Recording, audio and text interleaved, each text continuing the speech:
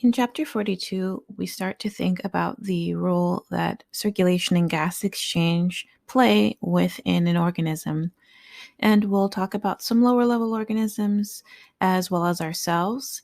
And we can use our discussion of circulation as an opportunity to revisit some earlier concepts, some things that we have learned in Bio 100, for example, the aspects of diffusion and gradients and what drives movement from one place to another. We'll also think about the role that blood fractions play in different components, some that are relevant to the immune system, which we have previously discussed.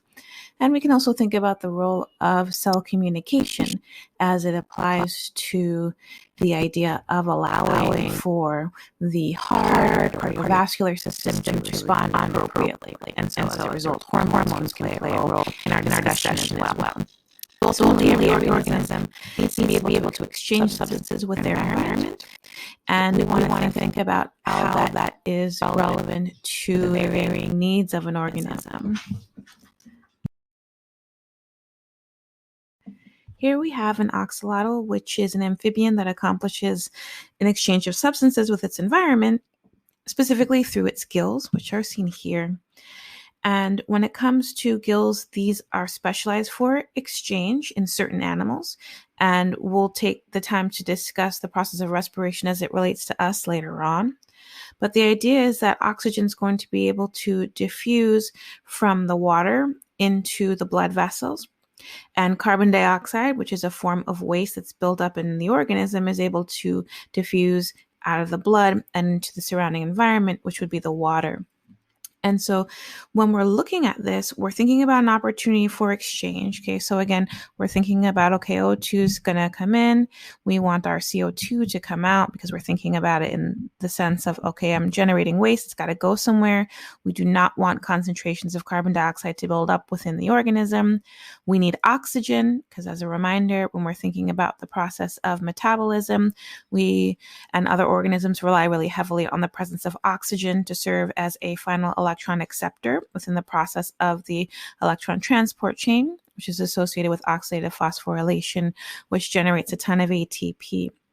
Now, in looking at this organism, this is also an opportunity to revisit a concept that's really heavily addressed in the first portion of this course, which is form and function. And in this example, we can see that the feathery nature of the gills, all these extensions that we see here, helps to increase the surface area. And as a result, it increases opportunities for that exchange to take place. So you want to think about this as we start to look at different organs and the roles that they are playing within the body, because that provides us with additional opportunities to think about the role that form and function plays. So if we were to change the form of certain things like these gills, if they were to have less of these extensions, we would expect a reduced capacity for effective exchange. And that's just something that you want to think about as we look at different organisms and different organs found within those organisms. So our first concept is that circulatory systems link exchange surfaces with cells throughout the body.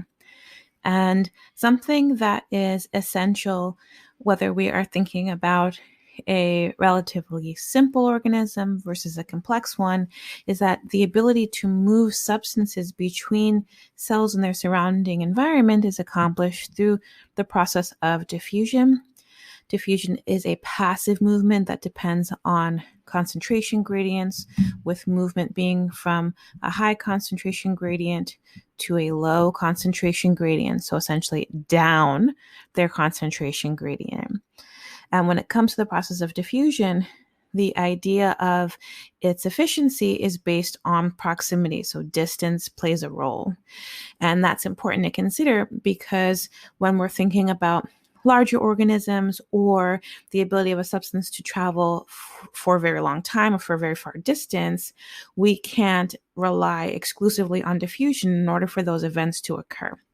So some organisms can rely relatively heavily on the process of diffusion to accomplish all of their exchange, whereas other organisms will depend on diffusion in addition to other mechanisms in order to achieve the type of exchange of essential substances from one region to the other. But essentially, when we're thinking about exchanging things between cells, diffusion is going to play a major role regardless of the organism that we are referring to. Now, in the case of this cnidarian and this flatworm, there will be some animals that lack a circulatory system because essentially they don't need it in order to establish that exchange of substances. And so they can have a gastrovascular cavity instead. And the gastrovascular cavity, as implied by the name, so gastro as well as vascular, will incorporate both digestion and distribution of substances throughout the body. When it comes to a gastrovascular cavity, we want it to be relatively thin, and you want to consider why it's important that cavity be, as your book indicates, just about 2 cells thick. And when we're thinking about the gastrovascular cavity, you also want to think about body construct and organization and how that helps to kind of support a gastrovascular cavity as being the primary means of circulation. When it comes to a circulatory system, they are going to contain some type of circulatory fluid, some type of vessels that help to direct that circulatory fluid to different regions of the body, and a muscular pump or a heart. And this is applicable whether we're thinking about an open circulatory system like we see here in the grasshopper, or a closed circulatory system like we see here within the earthworm. Now, if we are to compare these two types of circulatory system, for the open circulatory system, there is no distinction that is made between the circulating fluid and the extracellular fluid, so the fluid that's surrounding the cells of the body tissues. And so they are referred to as hemolymph. Now, in the scenario, we see that the heart is going to play a role in pumping the hemolymph through these vessels. Okay? And those vessels will lead out into the body cavities. So we have essentially hemolymph that will enter the sinuses. And that fluid will then drain back into a central cavity, head towards the heart, and will continue with that process of exchange. Now, within a closed system, we expect for that circulating fluid to always stay enclosed within the vessels that are going to help facilitate movement either towards the heart or away from the heart. In this example, while we use the term heart and the image that we're showing here is an earthworm actually has pseudo-hearts, but they are playing the role of pumping the circulatory fluid within the organism. So here we have the heart is going to pump blood in a direction that allows it to head towards smaller vessels that provide an opportunity for exchange of substances in different areas of the earthworm's body. We'll have blood that will continue through that circuit and head back towards the heart for continuous distribution. So here it's called auxiliary hearts. They can also be referred to as pseudo-hearts. And then we can see that we have a closed circuit in which there's a dorsal blood vessel running on the top portion of the earthworm, and then there will be a ventral blood vessel that runs along the bottom portion of the earthworm. So a key difference between the open and closed is how these interconnecting vessels are organized. So for open, we see that these interconnecting vessels, while they connect with each other, eventually they open out into that sinus. Whereas for the closed circuit, we see that these connected vessels stay completely closed. Okay? When we think about it from a definition perspective, while we're saying that the circulating fluid is always enclosed within vessels, I don't want that to imply that the circulatory fluid is incapable of exiting out in some way, because we will see some examples of that as we progress forward. For humans and other vertebrates, we will have a closed circulatory system we will refer to that going forward as our cardiovascular system. And when it comes to our cardiovascular system, there are three major types of blood vessels, and we'll expand upon them and start to think about their form and function. And those are arteries, veins, and capillaries.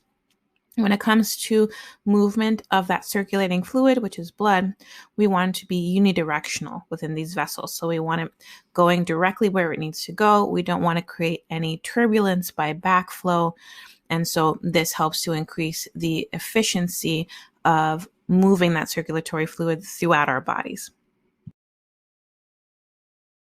Here is a slightly modified image that shows some examples of blood vessels. And when it comes to blood vessels, their roles are that of transport, regulation of blood flow, secreting a variety of different chemicals, control of blood pressure. And when we think about our blood vessels, they should be described based on the direction of blood flow rather than the type of oxygen content. And so when we say something is going to be an artery, what we're saying is that these are efferent vessels. So they're efferent in that they're going to be carrying blood away from the heart. If there are veins that we are referring to, those are considered afferent with an A, and they will be carrying blood back towards the heart. When it comes to arteries, they're largely described as the distribution system because they're going to distribute blood throughout different areas of the body. Veins are considered to be the collection system because they're going to essentially drain the body in different regions. And capillaries, which we see down here, serve as an opportunity for exchange to take place between vessels that have been carrying blood in different directions relative to the heart. When it comes to the arteries, there are different types of them, and they can vary depending on the kind of layers of tissues that they have, the diameter that they possess within their opening or their lumen. And there are elastic arteries, which are conducting. And some examples of that would be our aorta or a pulmonary trunk, because we'll talk about those two examples later on. And these are going to really help to provide a major force of blood movement throughout the body. And so these are really meant to be conducting arteries. Now, a way to think about this is that these can be like an interstate highway. They serve as a major thoroughfare for blood flow from the heart to an artery of a varying size, like a smaller size. And they're going to be withstanding a ton of pressure due to their proximity to the heart. And so we want them to be able to resist that level of pressure to a certain extent so that we don't have like really kind of abrupt changes with respect to blood flow with every contraction and relaxation event within the heart. There are muscular arteries. So if we continue on this idea of an interstate highway, these would be the exit ramp. So we're exiting off in order to supply a specific area of the body. And, an example of this would be like a femoral artery. When it comes to muscular arteries, we will find that they are a little bit more active in the process of vasoconstriction, which is going to change the amount of blood that can flow to different areas of the body. And they do this more so than that of conducting arteries. And then we'll find arterioles, and we can see as we transition from elastic to muscular to the arterioles that the diameter of these is getting progressively smaller. And when we're at an arteriole, these are really going to be our resistance arteries. They are going to be really thin, and these help to control blood flow to tissues. And they are also going to be the site in which we feed into these capillary beds. We can see at the capillary beds that they're described as exchange vessels. The color is shifting to purple because we're showing it as a site in which vessels with varying oxygen content will have an opportunity to kind of merge with one another. when it comes to the venous system, there is the venule here, which is going to drain the capillary bed, and then the veins will ultimately return blood to the heart. When it comes to veins in general, they kind of have a collapsed organization in comparison to arteries, which are a lot more structured. And this is largely because they're serving as reservoirs, and they're not going to need to withstand the same amount of pressure as what is seen within the arteries. So we don't have to worry about the possibility of them bursting due to the high pressures that they would have experienced if they were on the side of the heart that is associated with distribution. They're also going to have a larger lumen, which you can't really tell from this illustration, but that larger lumen is what allows for really little resistance to blood flow when we compare them to arteries. So this is an opportunity to think about form and function. Why do we see these differences between arteries and veins? And we'll come back to this when we have a histological slide to look at it as well. But this is something that we can help support our continued discussion of form and function as it relates to the cardiovascular system.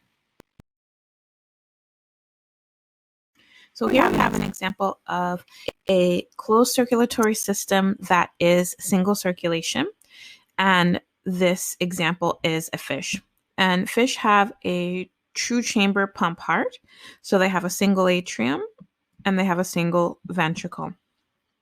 And when we look at the circuit, we are going to see that blood is going to be pumped out of the ventricle through the artery, so away from the heart, and towards the gill capillaries. This is the site in which we will have oxygenation of the blood. So we have oxygen poor blood shown in blue, oxygen rich blood shown in red. And as we transition through the arteries at the capillary bed, we see we go from blue to purple to red. And through this, there will be distribution of our now oxygen-rich blood to the rest of the body. So we'll drop off the nutrients and oxygen to different sites and tissues, after which the vessels will now contain oxygen-poor, oxygen-depleted blood that will head through our veins or our reservoirs that will receive it and eventually drop back down into the atrium. Now, having this single circuit loop has some limitations because blood passes through the capillaries and the gills, and at this point, and this will be something that we'll expand upon as far as the reasons why, blood pressure drops significantly at the site of the capillaries. And as a result, this is going to slow the circulation that's going to head towards the rest of the body, so to the body capillaries, and that can limit oxygen delivery to the tissues. So this would be a drawback to this single circuit. So we have a single circuit, we're going in one direction, there's no backflow, we have our interconnected vessels that are staying completely connected to one another, they're housing or enclosing our circulatory fluid. But as we head towards the gill capillaries, the pressure is going to drop. We're not going to be able to recapitulate or get back that pressure as we head towards the rest of the body. So our ability to exchange substances is going to be a little bit more limited using this particular mechanism.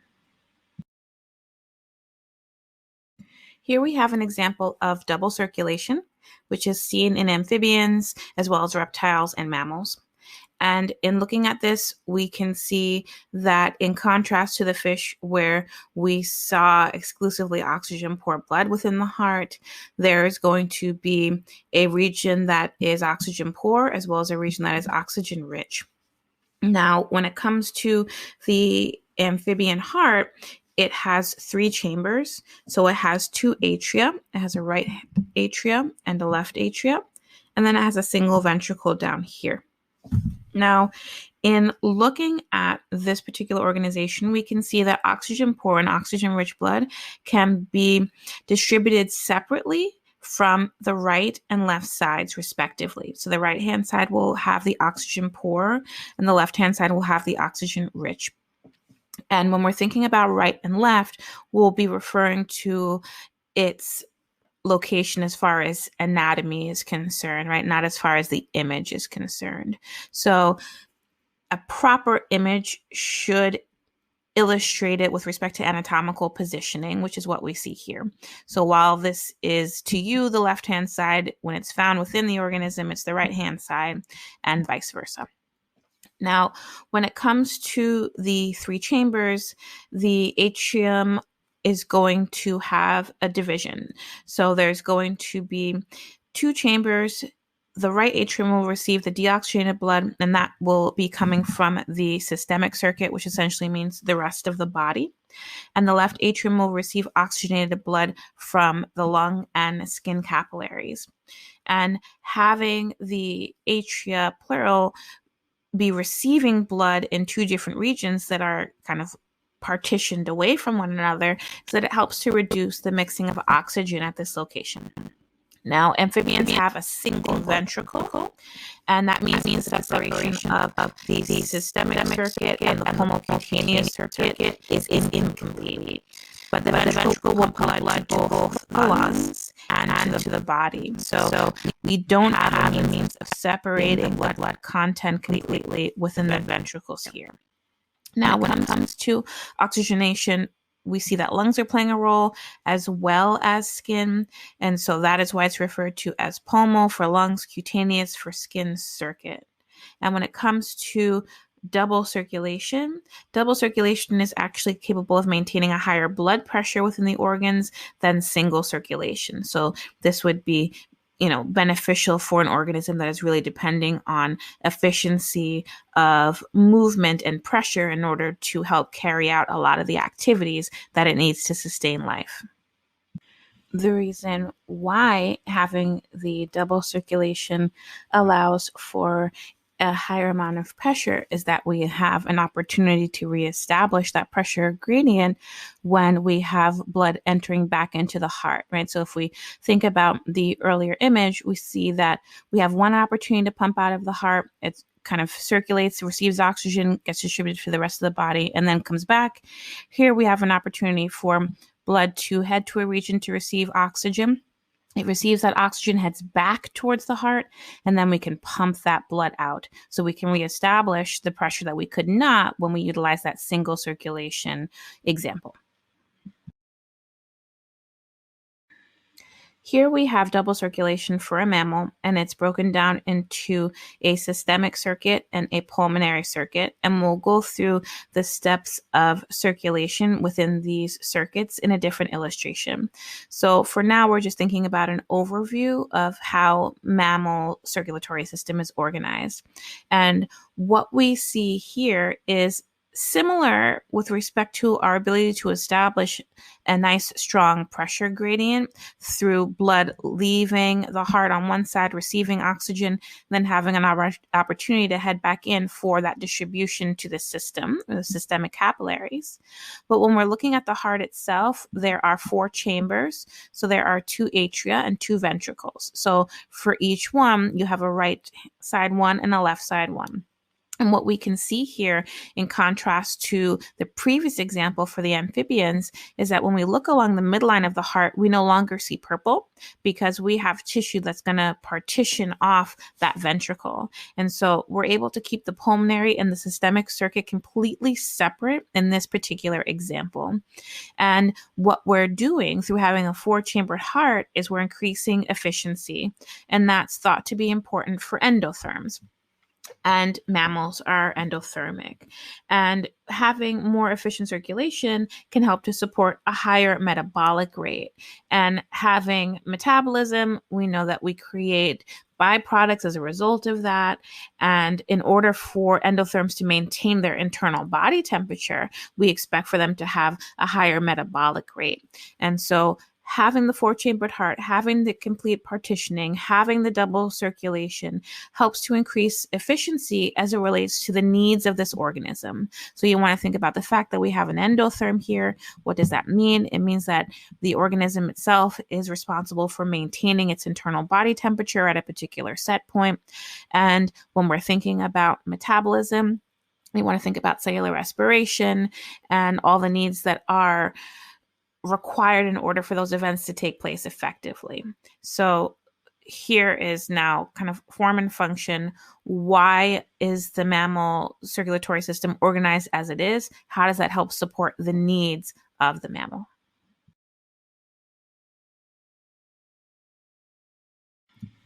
So in concept 42.2, we think about the coordinated cycles of heart contraction, which help to drive double circulation in mammals. And when it comes to the mammalian cardiovascular system, which is going to be our focus for the rest of our discussion as it relates to circulation, the way that it's organized is meant to help meet the demand for oxygen. And that oxygen need is in order to drive that last portion of cellular respiration. So we want to think about oxygen as a means for helping us generate that abundance of ATP through oxidative phosphorylation. And we use ATP as a source of energy to drive a ton of different events within our body. So conceptually think about the role that ATP plays in Bio100. Now we're thinking about it in an implied way. So if we think about continued demand for O2, it's because those demands for O2 allow us to produce ATP. So you do want to think about the impact of cellular respiration as it relates to this chapter because it's pretty relevant. Here we have an overview of mammalian circulation, and the cardiovascular system has two major divisions. There's the pulmonary circuit, and the pulmonary circuit is going to bring blood to the lungs for gas exchange to take place. So we go from oxygen poor to oxygen rich, and then we return it to the heart. The systemic circuit supplies blood to every organ of the body. That's also going to include some parts of the lungs that need oxygen-rich blood in order to carry out their own needs, and the walls of the heart itself. So for this particular illustration, I'm going to separate out each voice thread as we go through steps 1 through 11. When we're at step 1, we are within the right ventricle, and our blood here is depicted in blue. So it is oxygen depleted or oxygen poor. The blood that is found in the right ventricle is going to make its way out via this arrow towards this little region right here. And this region doesn't have an arrow indicating it, and we'll go over the distinctions between them within a four-chambered heart, but there's a valve that is found at this site. And that valve needs to be in an open state in order for that oxygen depleted blood to exit out. So we're going to transition from 1 to 2.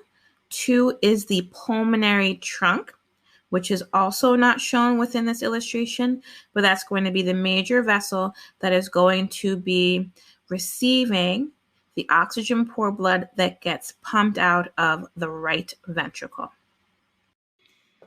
At 2, we're at the pulmonary trunk, and the pulmonary trunk is going to branch. So we see branching towards the right and branching towards the left. And that oxygen poor blood is going to be heading towards the lungs. So we're thinking about pulmonary circulation at this point. So from the pulmonary trunk, we head towards the right lung and we head towards the left lung. And when we get to that location, we will find branching of our arteries into smaller vessels until we ultimately reach the capillaries.